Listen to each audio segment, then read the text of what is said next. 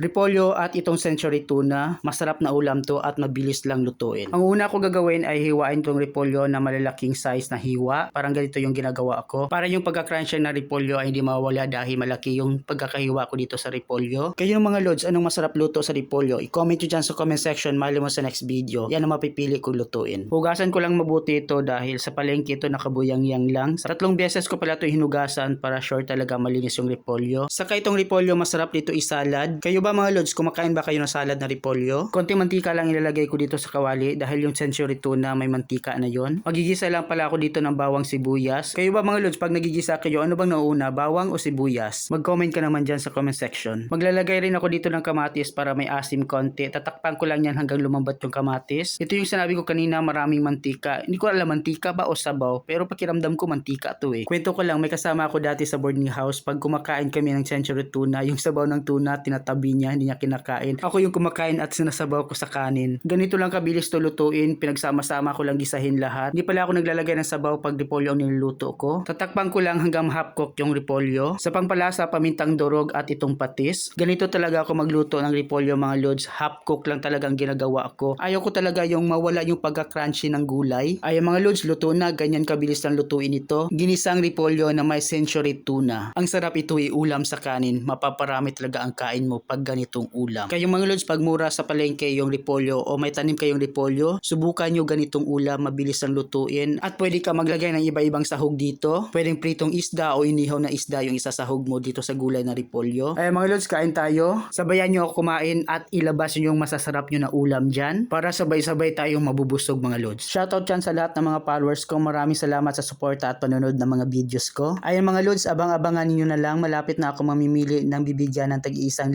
at tigli 500. Basta nakapalo ka dito sa page ko at mag-comment ka rin dyan. Huwag mo kalimutan i-share itong video na ito. Maraming salamat sa panonood.